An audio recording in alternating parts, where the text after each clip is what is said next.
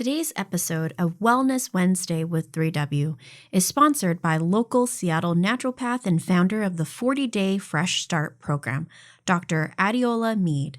Thank you, Dr. Mead, for your support of 3W and for making it possible for us to continue bringing new episodes of this podcast to our community.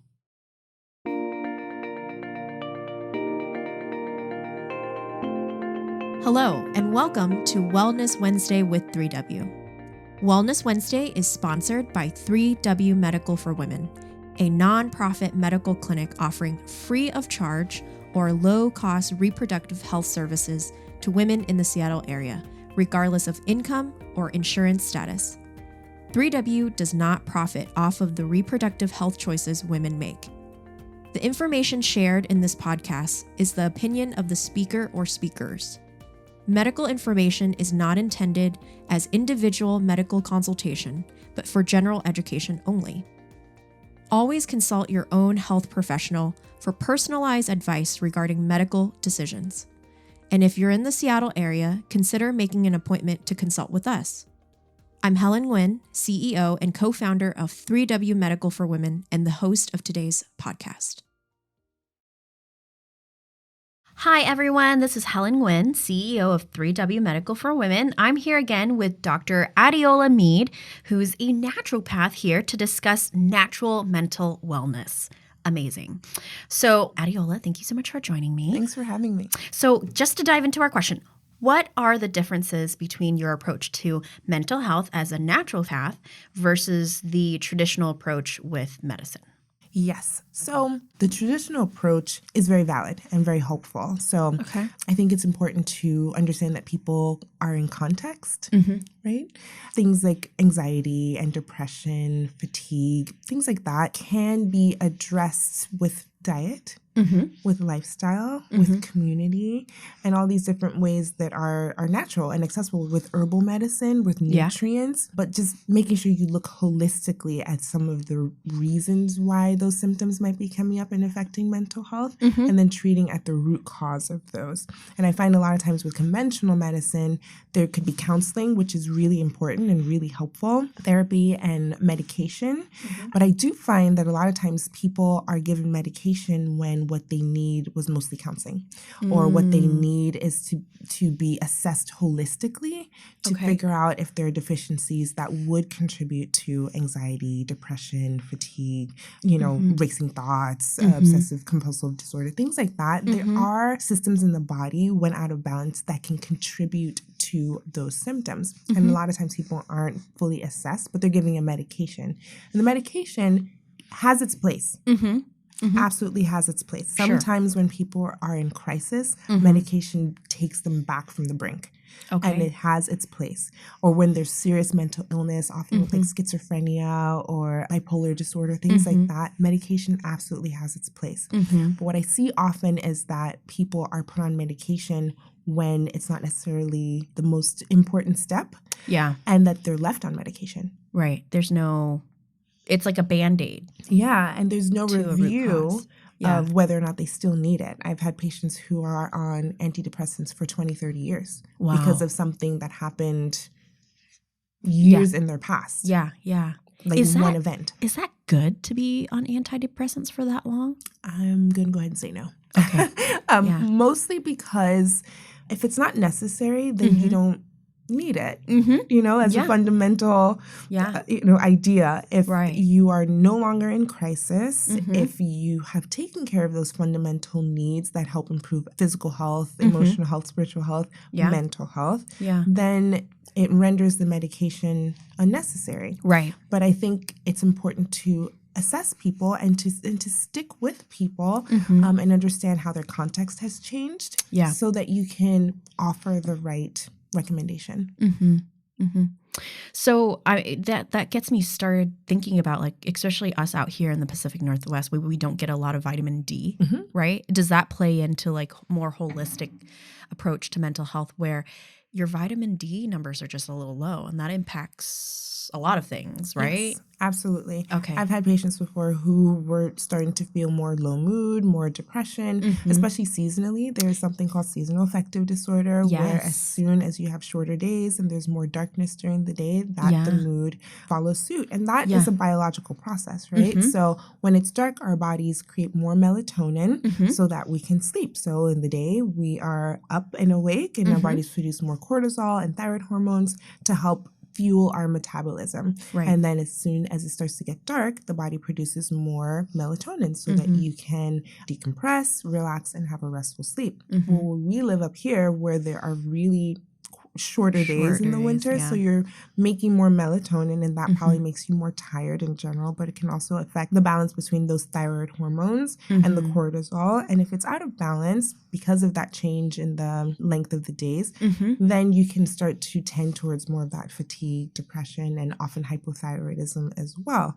Wow, I didn't know that. Yes, and that's another thing to watch out for. So there's vitamin D, and making sure that you are at the right levels of vitamin D, but then I see a lot of patients with hypothyroid, which means their metabolism is just slower, but that can contribute to depression, weight gain, fatigue. Wow. And a lot of times when we address the low thyroid function, often in a non-conventional way, but once we address it, then their energy improves, their mood improves, their metabolism improves, the outlook improves. So a lot of people have that issue and are put on a thyroid medication, but also an antidepressant, because one of the side effects of this low thyroid function can be depression. Wow. It's so interesting because the approach is not to rush in and just diagnose and then say, here's a medication that's going to fix all your problems. Your approach is more, let's look at this person from a holistic point of view and start tweaking, right? Tweaking. I can just see you like tweaking a machine or something like that. Like tweaking, like if this doesn't work, let's try a little bit of this, and this doesn't work. And I think that's such a more intentional approach, taking this person as an individual, and everything is not just a cookie cutter approach. Right. To healthcare, Yeah, we exist in context, right? So it could be the context of our physiological needs. So there might be deficiencies or excesses that you need to assess, and you have to do the work to figure out what it is that this individual person needs. Everyone's depression is not the same. Everyone's anxiety is not the same, and everyone's fatigue is not the same. Yeah. Everyone's tendencies are different and for different reasons. Some people might just tend in that direction because of their family history, their physiological makeup. Some people had like an event that happened and they never really got over it. Some people have a mindset that they've learned and cultivated over time and had, what's the word? What is the word I'm looking for? Is it PTSD or? There's PTSD, but sometimes in community there is an ideology that's kind of propagated. So like in some families, maybe you weren't encouraged in your family. Maybe there's like a general negative outlook, or maybe there's a defeatist sort of attitude. And I've seen that before. It's just like, well, that's never going to work, that kind of thing. But we internalize those thoughts. Yeah. And then when you're met with challenges, if that's the way you think, then you're more likely to be discouraged, dejected, and then it's going to affect your mental health. Our thoughts impact our mental health. And if we have thoughts that are negative and defeating and discouraging, then that's sort of the mental and emotional state we're going to be in. So a lot of times with patients, we work on mindset. We work on figuring out what it is that they believe and then reassessing if it's true. And then if you can come to a place where you realize that some of those limiting beliefs are not actually true, then you're free to choose beliefs that open you up to try different things, to expect good things, to hope. Yeah. And that makes a big difference in mental health. Wow. Well, that's so cool that you can do that. That's so cool because I think that's a huge piece that's missing in medicine. Huge piece that, because it's very much profit driven and numbers driven, right? That you're not able to slow down and look at that person and recognize that person as this beautiful individual that sometimes just needs someone to like talk to and look at them and say, this issue right now is being connected to these other issues, but let's get to the root problem. Absolutely. Versus a Band-Aid over that root problem. Yeah. So how does mental health relate to burnout? Oh, that's a great question. Yeah, because I feel like our world right now is go, go, go, go, go, go, go. Mm-hmm. And I know I, as a working mother, that I feel like I'm always on the edge of just crashing. So yeah, just as a working mother yourself. Yeah. Right? How do we balance that with our mental health and burnout and what's expected of us? Yeah. There are lots of different ways that mental health is, kind of tied up into burnout. Because burnout, what is it? Just like exhaustion. Like you can't do this anymore. I'm at the end of my rope, right? Is burnout. And there are a lot of people like in the corporate world or working world where they're reaching the point where it's like, I just can't do this anymore. Yeah. And hence like the great resignation, the Yes. great reassessment. Yeah. So along those lines, I think it's important then to, instead of get to the point where you're burnt out and needing a great reassessment, is just to reassess on a regular basis. And to take the time. I think we don't take the time. We have this like frantic hustle, go, produce, project, position, present yourself in a certain way, hit these numbers, put these goals up on the board, achieve. That is our culture. But it leaves out the value of contemplation, of alignment with values, of things that are valuable that are not monetary. Yeah. And things that are valuable that aren't on every single other person's scale of value. So I was just on a call with a sister who was saying that she hasn't reached all her business goals, but she has a lot of peace. That's beautiful. She has a lot of peace. She's spending time with her family. She wrote a book and she hasn't gone on a book tour yet because she's thinking strategically about how she can show up in service with this book, aligned with her values and groups that are also aligned with her values. So she's just letting that be a creative process while she enjoys time with her children and she works on projects she already has going. Yeah. So we started saying that peace is the payment. Peace is the payment, So she's not burnt out. Yeah. Because she's taken a step back. She's doing things that fill her up. She's spending time with people that she loves. She's contributing in ways that are meaningful for her. And she's doing it in her own time. And I think that is a remedy to burnout, is always reassessing, who am I? What is important to me? Yeah. Am I able to contribute in ways that I consider meaningful? Am I around people that I love? If some of those answers are no, not yet, then how can we start to cultivate some of these values in our lives? How can we take time for ourselves in a way that fills us up so that we have something to give? You can't give what you don't have.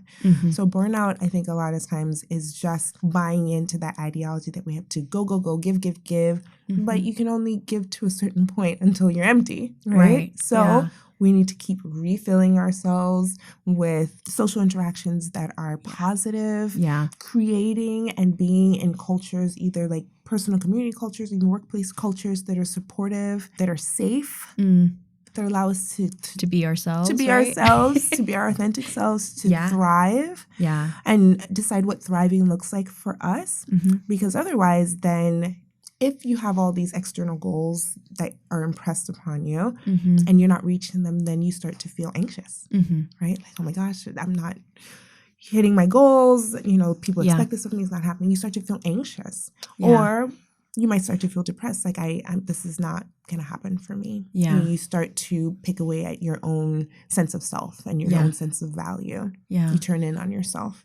Whereas if we take the time to build ourselves up and a practice of that self-reflection, then we can develop our own set of values and go from there and feel confident and have our peace to move in ways that are aligned with our values. And we can protect that peace and also protect our mental health. That's such a good reminder, especially to moms. I just feel like there's this constant weight to be everything as a mom. I never thought that having, naively, I never thought having children, they're my boss. My son is my boss. I have a boss that's 1 year old. Right.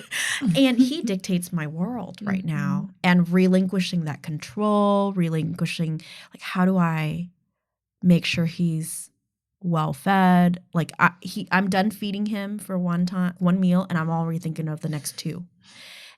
But then I also work, and I'm also a daughter, and I'm also a wife, and I'm also a sister, and I'm also an auntie, and like, I feel like our world expects us to excel in all of those titles to the best of our capacity. And I think women, we have this innate gift to give, and then we burn out and then we crash. So what would you say to a patient that comes into your practice and say, I've given everything. I've given everything I could. I'm at the lowest. I don't know if it's burnout. I don't know if it's depression. What would you say to a patient of yours that came in with? So if they say they've given everything, then I'd say that it's time for them to receive care, to receive grace, to receive compassion, to be filled up again. Right? Is because they had a great capacity. So it's not a failure at all. It's because they had great capacity that they were able to give for so long to so many. But because they weren't getting filled up in the process, now it's time to receive, and to receive deeply, to figure out what it is they need at that point, and to take their time getting filled up again. Yeah. What would your first recommendation be for this patient? Rest. Like uninterrupted rest.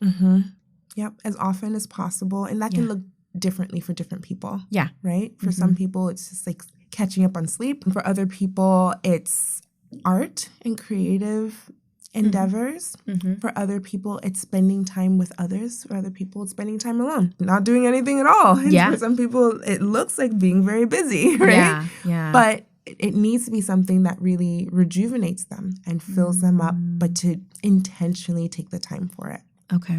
It's just to start to rest and to bake it into their schedule, and to start to value that time. I think as a culture, we don't value rest. We don't. We think it's lazy, or it's a waste of time, or it should be more productive. But we have inherent value that is aside from what we produce, right, and what we give. Yeah, because we're not programmed, because we're not taught to know how to communicate. I need rest. I need time for myself. Do you do that with your patients, of just like practicing and helping them communicate with their people in their world? Be like, do you do role play?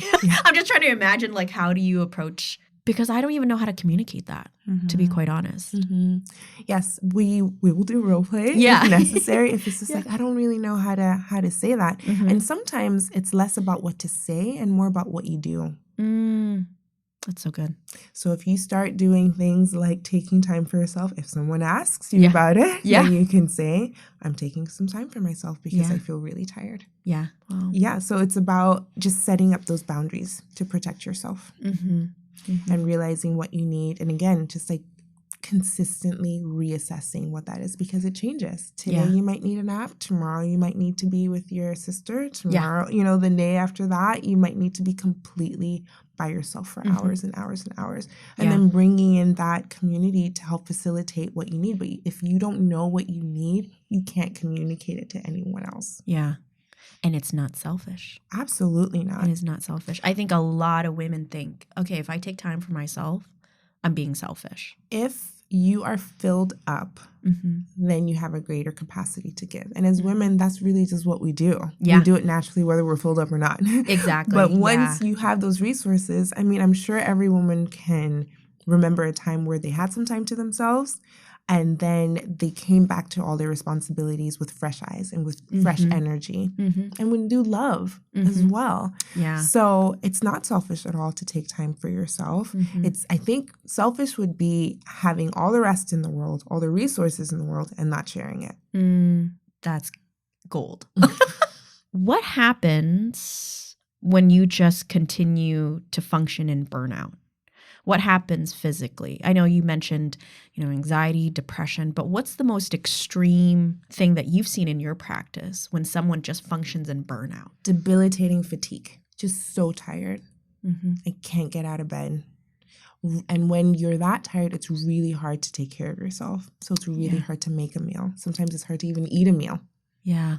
It's really hard to stay hydrated. So, you could say, here's some diet and lifestyle things you can do. Go ahead and take a walk and stay well hydrated and eat some protein. It's really hard to do those things when you are completely exhausted.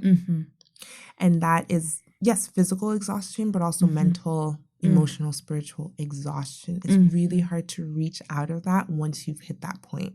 And that's where you need community. You need people around you who can lift you up. You need people who know you at your best and can recognize, hey, it looks like, things have changed and you're feeling differently. Like, how can I support you? We need that. But yeah, I think at the worst, it's just like complete and utter exhaustion. Sometimes for people, it's uncontrollable generalized anxiety, which is also exhausting. It's depression or maybe suicidal ideation. It's just like feeling like they have nothing left and connecting their sense of worth with what they're able to give. And then feeling like if I have nothing left, then I'm not worth being here.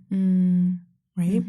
So we need community. We need to be around people who know us, love us, and can step in and advocate for us. Yeah. And then we need to start dismantling these ideas that we are what we produce, we are what we do, we are what we give. We are inherently valuable, irrespective of what other people receive from us. And that we can build back up again. Burnout is not the last word. Yeah. You can definitely get the resources you need and take your time and listen to your body and then reassess what's next after that. But it's utterly possible, and I see it every day. We are such resilient people. We're built resilient, and I think if you're one of those people out there that have, your life is going okay and you identify someone in your life that just probably needs a quick check-in, go ahead and do it. Right? Like, I wish more people would check in on me. Yeah. I wish more people would be like, hey, just how are you, Helen? Just how is it today? And I feel so much better when someone actually does call and say that, and I can just like dump my day. I feel so good afterwards because it physically feels like this weight is no longer on my shoulders and someone else is sharing it with me. And I think more people go and see Adeola. Go and see Adeola, because that's how I feel when I talk to you, because you just bring just such joy and hope, and it's so genuine. And that's sometimes that's what you really need, is just someone to genuinely listen and be concerned and love you for where you're at, and you don't have to apologize for anything. You're just having a bad day. And just doing that sometimes helps. You mentioned here, like, it impacts your entire body. It does. It does. So reach out to this beautiful person that's in front of me, Adeola. Go see her. If you want to see her here, you can see her here too. I'm sure she'll make the trek out here again. just so that the two of us can hang out. But I hope that we can be that space. 3W can be that space for any of our patients as well. That's one of our core values, is holistic care, is approaching you as a patient and looking at all these pieces that make up who you are and not dismissing any of those pieces. And I think that's key to especially women's health, because we put so much on ourselves and society puts so much on ourselves. And it's not just us complaining. It's a real thing. Oh, it's real. It's absolutely real. I roll my eyes when I'm just like, okay, I didn't make that up, okay? You did not make that up. It is real. And I think it's because women do have great capacity. We can multitask. Yeah. We can give and love to many, many people at one time. Yeah. We are industrious. Yes. We make kids. We make them. We keep them in our bellies, and then they come out, and we have this beautiful gift of making people. Yeah. We can make people. But then what does it look like when a woman is making a baby? It looks like her eating a sandwich. It looks effortless, She's sleeping and making a baby. She's buttering toast and making a baby, But that is the nature of woman. We allow things to grow. Yeah. We allow life to bloom. Yeah. We allow good to unfold. Right. Yeah. And how we do that is by taking care of ourselves. Yeah. A baby grows healthy when the mom is taking care of herself. Yeah. Or someone is taking care of the mom, right? Right. So we eat and we sleep and we hydrate and we exercise. And before you know it, you have a healthy baby. Yeah. And you're healthy. And then healthy. You contributed to something so much greater than yourselves. You don't even realize it. And that you and that child continue to give to your community. I mean, it's this replication of goodness and hope, and it's a ripple effect that we don't even realize. That's right. And it's just such a celebration of womanhood and what we can do and what we can give. And it's like so cool. It's such beautiful. A gift. It's such a gift. So thank you so much for coming into the studio and reminding us that mental health, wellness, our approach to our mental health, our approach to physical health is all linked, and it can be addressed in a way that's very serious, and it can be addressed in a variety of ways. Absolutely. So many different ways. And mental health is not just in your mind. Yeah. It's in your whole body. Yeah. It's in your relationships. It's in our communities. It's in our culture. Mental health is multifactorial, and you really can address the different aspects of it and affect different parts of it. So if I start to eat on a regular schedule, I'm less likely to be hypoglycemic and have the low energy and sort of low mood feelings that come with hypoglycemia. And all I did was eat some nuts and raisins, you know? Yeah. So those things are always intertwined. And I think that's so important for us to remember. Yeah. Well, thank you so much for reminding us, reminding me, reminding our listeners out there. There's some websites, and Adeola's website, actually, that we'll be posting on when we publish this podcast. So please check her out. She's a wonderful, wonderful resource. And have a great day. Be well. Today's episode of Wellness Wednesday with 3W is sponsored by local Seattle naturopath and founder of the 40-Day Fresh Start program, Dr. Adeola Mead. Thank you, Dr. Mead, for your support of 3W and for making it possible for us to continue bringing new episodes of this podcast to our community. For more information about 3W, please visit our website at 3wmedical.org. That's the number 3, the letter W, medical.org. From there, you can learn more information about the services we provide, book an appointment, or make a donation if you'd like to support our mission. You can also call our office at 206-588-0311. That's 206-588-0311. If you like this episode, please share it with others and consider subscribing on your favorite podcast platform so you never miss an episode. Thank you so much for listening, and until next time, stay healthy and be well.